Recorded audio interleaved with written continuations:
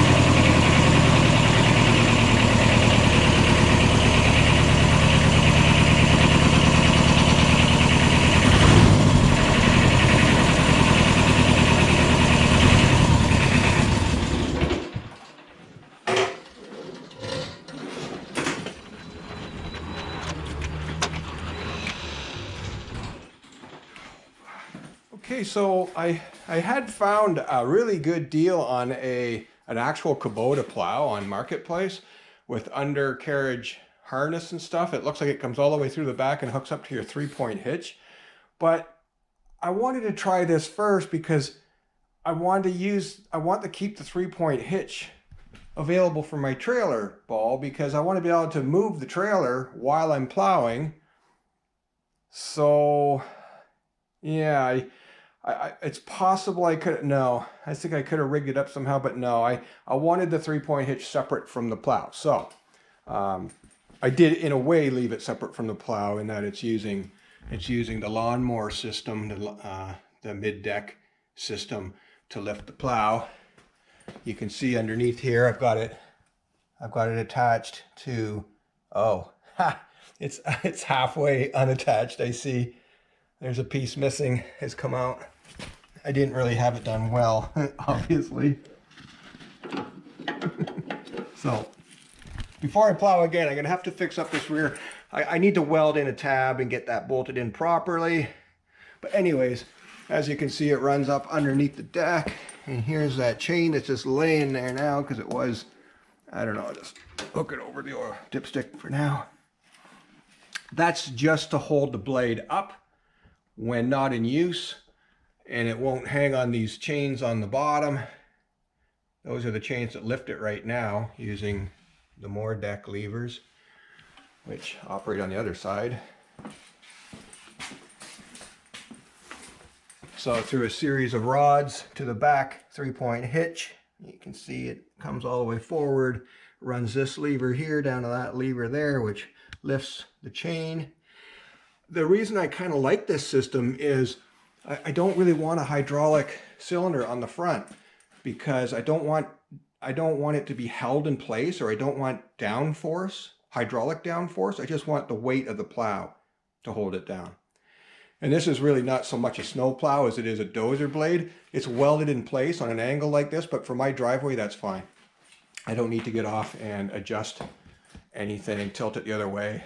The other thing I did to it since we talked last was I put a oil pressure gauge on it, and because the oil light was always on or not working, one or the other, and I just didn't trust it at all. So I removed the old oil pressure sensor and put in an actual oil line up to, and the hole for the hour meter, which this tractor didn't have anyways. It just came with a plastic plug there. So I just popped the plug out, oil pressure gauge went in there fine. When it's cold, almost up to 60 pounds. When it's hot, about 40 pounds at idle. Got lots of oil pressure. I'm not gonna worry about the oil pressure anymore. Okay, well, test complete. I think that was all right. I'm looking for a nice cold day, like a real cold day when the snow is crisp, but I've got to get chains. I've got chains sitting over there in that green package over there, down in there in the center.